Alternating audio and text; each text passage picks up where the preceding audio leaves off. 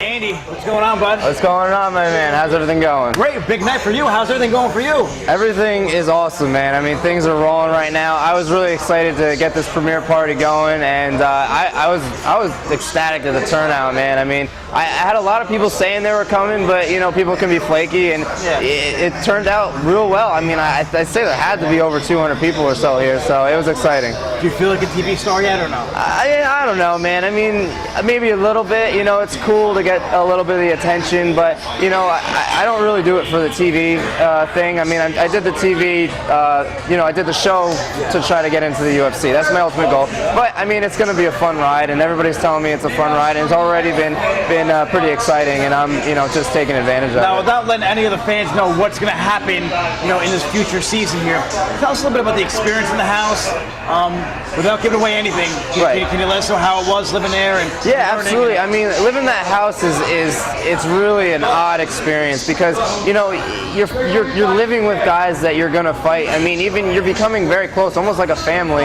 And at the same time, it's like you're looking. You don't know for sure who you're gonna be fighting next. You know what I mean? So you could be getting really close. You might be sleeping next to the guy that you're fighting, and you have no idea. So that aspect was a little bit weird, harder for some than others. It was interesting to see.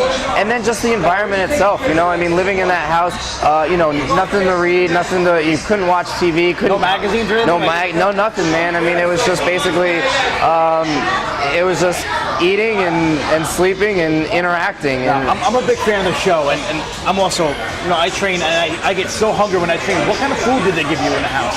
Can you pick what you want, or?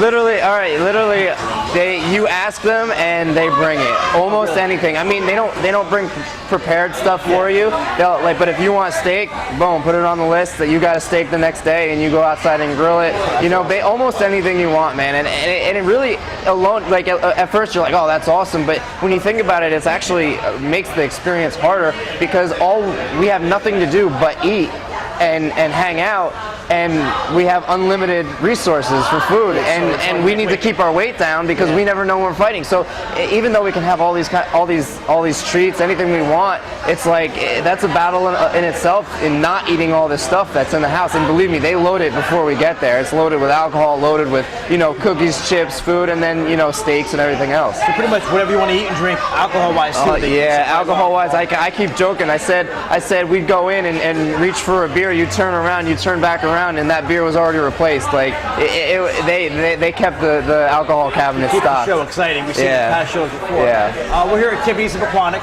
Yeah. Definitely no shortage of food here at all. No, absolutely not, man. And your fight's still trying to maintain your weight. Can you tell us about your next fight, or do you know when it's going to be? No, I mean, obviously I can't do anything till after the show, and I can't really talk about what happened on the show. But for now, I'm just kind of enjoying the ride. You know, I'm just kind of, you know, I did.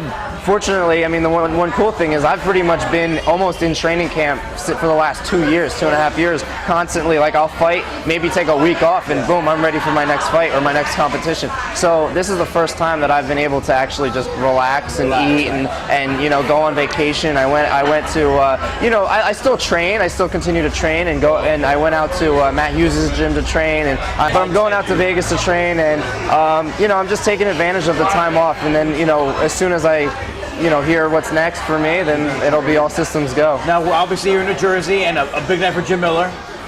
Jim Miller's one of your training partners. Yes, Same sir. weight class, too. Yeah.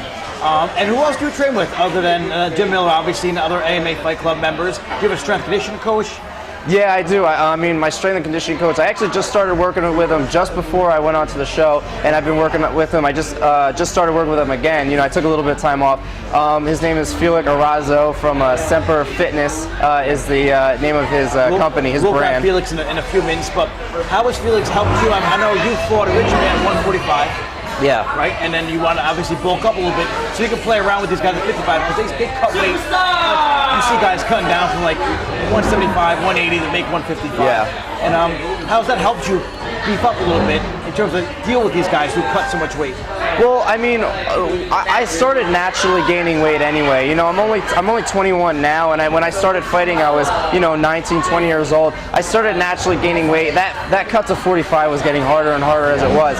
My ultimate goal wasn't really to beef up and become just, you know, this block of muscle. it was really to, as I gained the weight, to take the muscle that I was gaining and make it as strong as possible. You know, make sure my muscles were conditioned, make sure that I had the cardiovascular. You know, I mean, weight helps, but I mean, we saw Jim Miller fight tonight. He fought Gleason Tibau. I mean, it helps. It's an advantage. It definitely is. There's no doubt about it. But you know, if you're in the correct if you're conditioned well and you have the gas tank, I mean, we're all strong, man. And when push comes to shove, it's a fight. We weigh in at the same weight, and he's not gaining that much more weight than me. So I rather be well conditioned and have my muscles be long and lean and powerful than be just a block of muscle and be real strong for maybe, you know, a round and a half. You know. Now you said you're 21.